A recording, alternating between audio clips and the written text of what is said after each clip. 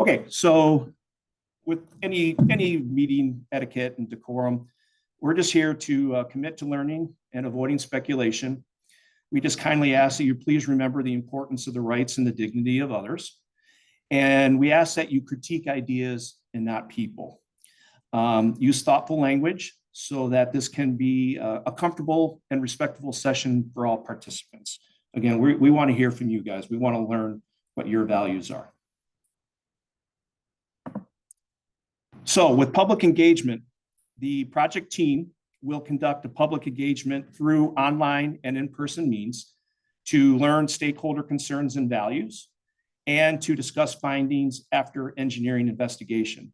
So in the slides down the road here, a little further on the slide deck, you'll see the process of where we're at now versus the steps that are to come throughout this process. Done some introductions already with Chris, Nick.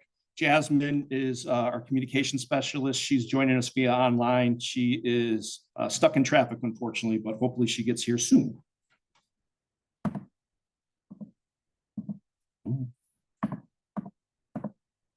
we go. So what is our agenda for this evening? Well, we're here to talk about what tonight's objectives are. And frankly, why are we here? Talk about the current study and overview and the goals of this. We will talk about, just for those that may not be familiar with the past of the three alternatives that were presented on the north side of Sunset. And we'll talk about some current study details and what possibilities can be utilized to look at a more holistic approach, not just with Sidewalk, but all non-motorized users. Then we'll talk about what the next steps are. And then the fun part where we will have a breakout session where we hope you join us at the tables back here and we could talk about the items that we're bringing up in the presentation, listen to any questions you may have, listen to any concerns you have. We have staff here that are here to listen and write down in addition to answer your questions as best we can with the information we have available right now. So we're looking to have a two-way dialogue with you folks as part of this engagement session. Process question. After those breakouts, will there be opportunity for us to get back together in case there are some universal concerns, or so that someone at one table may ask a question that wasn't thought of by another table, in some way of being able to share that information? We're not planning to do that. We're planning to do the breakout sessions, collect out all the feedback we can get from everybody. We'll summarize that feedback at the, and get that onto the website. Do you then get that information somehow? Yes, so it's you'll see as part of one of the slides how this information is going to be passed along. There's going to be another engagement session later on this summer, so we'll get to that.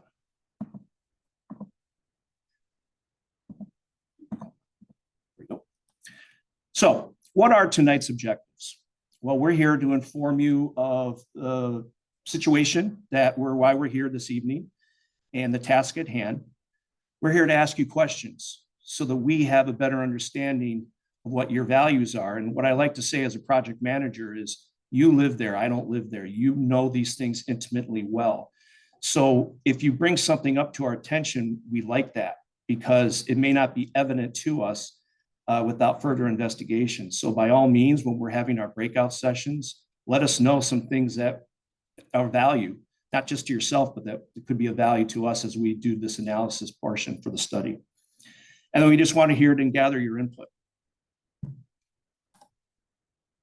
So the purpose of engagement for Sunset and Wildt Street. We want to hear to review the need for non-motorized accessibility and safety improvements. We're here to receive input and values and concerns. And then, as I'll explain a little bit later, we're here at Wade Trim to develop a concept and cost estimate for the capital improvement plan. Right now, this project is not identified in the plan other than it's long range and could happen sometime in 2031 or beyond. So, but anything is subject to change. But as of here right now, that's where things stand. So there's no project coming forward anytime soon. So what's the current study and overview on goals? So the city, through its residents, have shared its values to how the engineering department should make Ann Arbor one of the best cities in the world. And frankly, I think they're doing a great job of that. I've lived in Ann Arbor since 1974. So I can say Ann Arbor's a one of a kind place to live. In 2011 was the adoption of complete streets. And that is to take a more holistic approach for a roadway.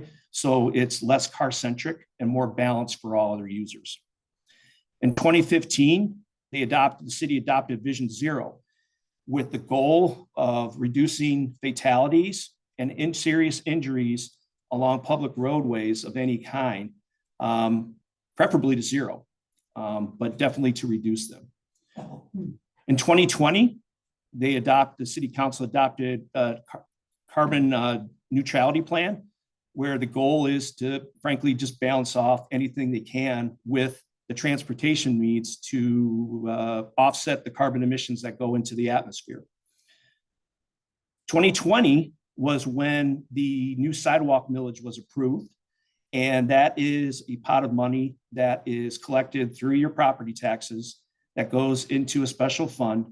And correct me if I'm wrong, Nick, but every year there's a list of projects that are identified as part of gaps throughout the city with the highest priority in order to fill those gaps in one at a time. And as you know, Sunset does not have sidewalks on both sides of the street. That's how this process started, this engagement started back in 2021. So it still technically qualifies as far as filling in the sidewalk gaps. But as I said before, we're here to take a little bit different approach and not just start talking about 2021 all over again as if there are no other options. And then finally, in 2021, there was a moving together towards Vision Zero transportation plan. So this is a comprehensive plan that the city put together that looks at all means, all abilities, ranking priorities throughout the city as far as roadways. What is of the highest need? What is, I wouldn't say lowest, but lower in the sense of resources and travel way use. So identify those pecking order and then identify what means and methods that are within that plan to make these corridors safer and more efficient for its users. So Ann Arbor's mobility and goals and values, it values safety, it values accessibility for all, and it values mobility. I know that sounds like a lot of words, but it really is something that the city of Ann Arbor strives hard to achieve and try to provide comprehensive balanced plans in order to provide a safe road network for all users on the roadways. So I'm going to pass the next two slides over to our city engineer, Nick Hutchinson, and he can explain a few the sidewalk apps and the prioritization for bikeways. Thank you, Mark. So I just wanted to go over a few things here in terms of how we get to the projects that we get to. We have a lot of sidewalks in the city. We also have a lot of gaps in the city. The sidewalk millage that I think Mark referred to only generates a certain amount of income per year. So we need to prioritize the gaps that we have around town. So we developed a system for doing that. It takes multiple different things into consideration, like the classification of the street, whether we have gotten requests from the public for it, whether there's sidewalks on one side or both sides, and distance to various pedestrian attractors, be they bus stops or schools or parks or whatnot. So there's multiple different factors that go into that. And you can see the results on that in this picture on the side. There's a link there that you can go to that dashboard to learn more about it and to see that map with the scores for the different locations on it. The Sunset Wildt Gap in particular was identified as corridor wide as a variety of different scores based on what section of the sidewalk that you're in. The area that we had focused on back in 2021 was in the high category. So that was why we had focused in on that area previously.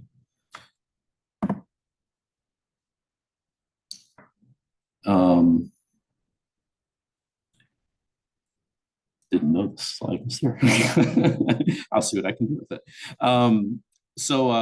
In terms of bicycling, we, as I'm sure many well know, we've been trying to build out our network of bike paths or bike lanes in the city. We've completed, we have 26 miles of them. We have 28 miles that either need to be added or have some sort of enhancements needed.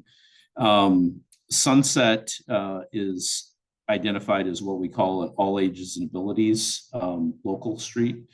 And that can mean a variety of different things. And unfortunately, I'm not the expert to talk about all that, but what the general idea is behind all ages and abilities is that the facilities that are there are appropriate for that street to be used safely by all users. Okay, I think that's all for me. Thank you.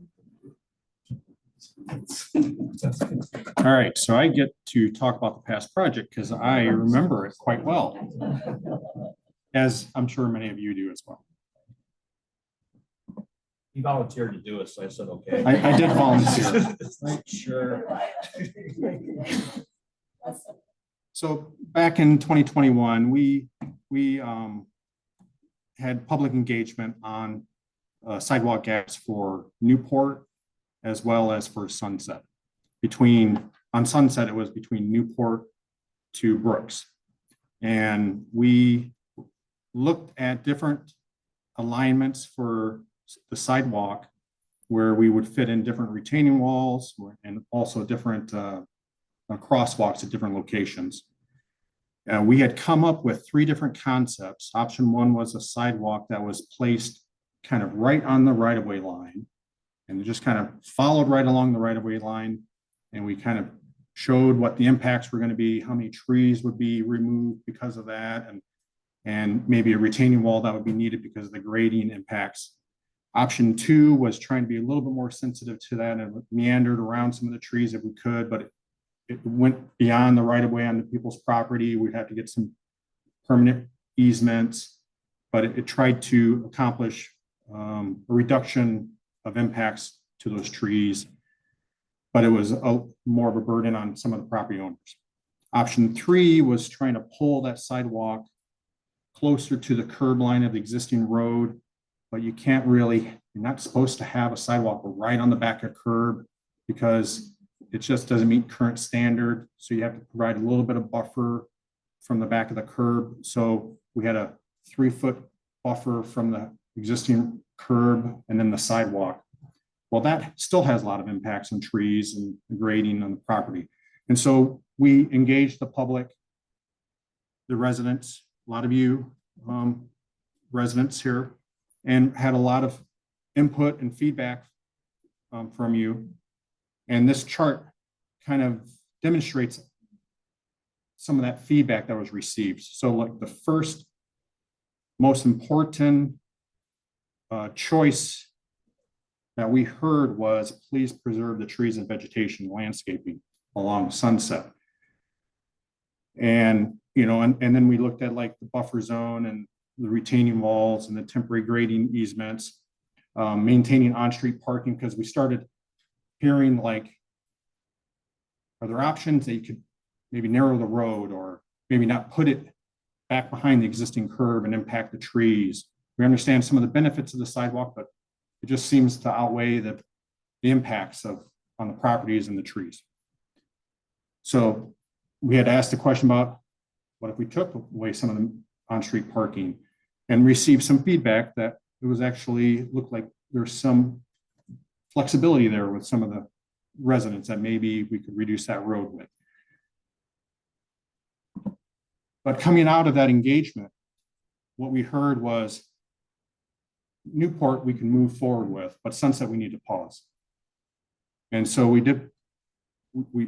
stopped Sunset and we said we need to kind of look at this in a more holistic way And so as part of the capital improvement plan, we wanted to take a pause and look at it from a larger perspective. So that's kind of where we're at. We're at the point where not only are we looking at it from a sidewalk and a pedestrian standpoint, but we're looking at it from a bicycle standpoint. We're also looking at the road. A lot of the residents, you're aware the road condition is not, I mean, it's slowly kind of degraded over time, right? So the condition of the road is starting to show its age. There's also talk about maybe a possible future water main improvement project there. So if you're going to do road work, you might as well fix any utility issues. So again, as Mark alluded to or spoke about before, this project isn't really identified in the capital improvement plan right now.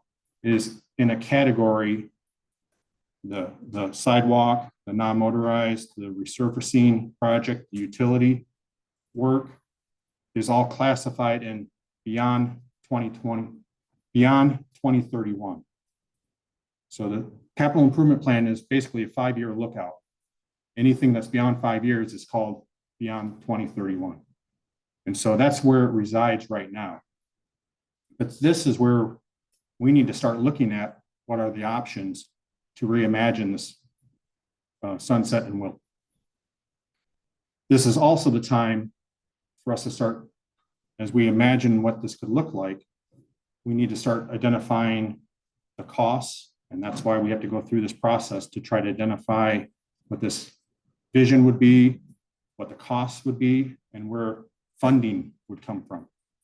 So we have some ideas of where like the sidewalk funding would come from, maybe where the road funding would come from. But depending on what type of improvements we install, we have to find funding for it. So that's where we're here to begin this process on the current study. So I'll hand it back to Mark. Thanks, Chris. All right, so where do we stand today? So this slide kind of gives you a good sense of how Sunset got wrapped in and why we're here this evening. As part of the sidewalk gaps throughout the city, there are 3 what we'll call challenging corridors from a terrain and cost standpoint that need a little bit more analysis in order to identify how much it's going to cost so that adequate number can be put in the capital improvement plan. And then sources for funding can be identified. And those are on Huron River Drive between Huron Parkway and relatively US 23. There's a service drive there. Getty's Road between Huron Parkway and Earhart, and Duvarn Road between Pontiac Trail, and I butcher this name, Olisad, I believe it's pronounced. We've already had 2 of those meetings and they went fairly well. Huron River Drive and Getty's, Duvarn is next week. It's my understanding that there was members of city council that said, hey, Sunset's really important as well, understanding that there was that conversation in 2021. But since we're looking at the CIP and what can be possible from beyond, let's add that to the process and gain feedback from the community as well as these 3 segments. So that's how Sunset got added to this and why we're here this evening, to essentially reimagine what possibilities could exist for Sunset and Wildt as a larger corridor. And then focus on the non-motorized all ages and abilities that Nick brought up. It's really about, as the transportation specialist with the city emphasized with me, some of the most vulnerable users of this roadway are the middle schoolers that are coming to and from Forsyth. And for the first time, they're being given autonomy from their parents as far as walking home and to school on their own. But they're still learning choices. And it's imperative for the city, as far as their overall goals, that they can be identified as a stakeholder as part of how can we reimagine this roadway. But balance it in a way that we're not trying to go back to 2021 either. So that's our intent. So this is the broad limits of the study. So we're starting up in the upper corner there at Newport and Sunset. And then as we head east towards the river and make the bend down at Wildt, the study area will end at Summit Street.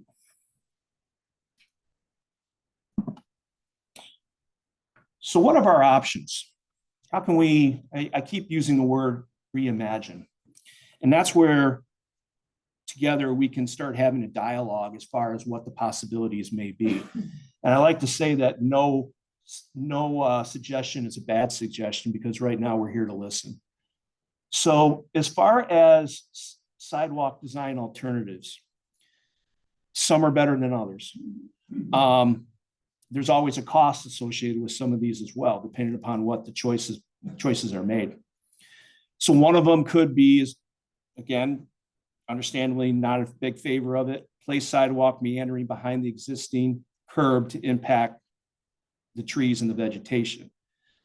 But something that hasn't been analyzed yet that we're throwing out there for consideration is, we've heard that speeds are an issue on this roadway.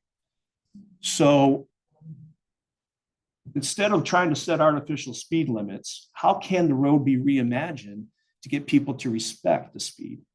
So that's where these types of, can the road be narrowed and you place the curbway further into the roadway so that it provides more of a, well, the word I'm trying to draw back is it helps the driver feel like they have to slow down when there is less room to drive. If the corridor is wider, speeds go up. If the corridor is narrower, speeds tend to slow down. So is there a way, when you look at the bottom photo there, this is just something I grabbed off the internet, I haven't done any design on it, is can that walkway be protected and placed in the roadway along the north side, where vegetation on the back side of the curb and trees stay, but we're still getting the benefits of narrowing the road, meeting the objectives of Vision Zero, all ages and abilities, but potentially slowing drivers down. So that's one alternative. And maybe another alternative is simply just moving the curb in and then having a picture like you see there. Now don't get hung up on the location. That's here on Parkway, but it's just a visual I'm trying to sell to you, where there's a buffer space between the sidewalk and the roadway, because it provides comfort to the walkers, but it also enhances the safety for the walker as well when you have that. Now, currently, as we all know, on the south side, it's right up against the curb. They did the best they could do with the resources they had at the time. Now that we're in 2025 and we're trying to hit a higher standard, we're trying to think of ways that we can make things even better. So that's the pedestrian side. So then when it comes to cyclists, this is designated as a local road, local corridor. And there are certain treatments that are identified in the transportation plan, comprehensive transportation plan for roadways such as this. And one of them is the conventional bike lanes, that what you see on top. Maybe possibly making a sharrow. A sharrow is nothing more than a fancy term for that pavement marking in the middle picture where the lane is shared by the bicyclist and the car. And then there's this concept called a bike boulevard. And I got to confess, the first time I heard this, I'm like, you're going to put a boulevard down the road for a bike? And no, it's a term that's used to basically make it an environment that's friendly, not just to cyclists, but anyone else that uses the road. So there's not technically a boulevard running through the roadway, but it is a thought and how to balance all the needs for the users on that roadway that could make it friendlier for everyone. So this is just a rough sketch of how could it be happening.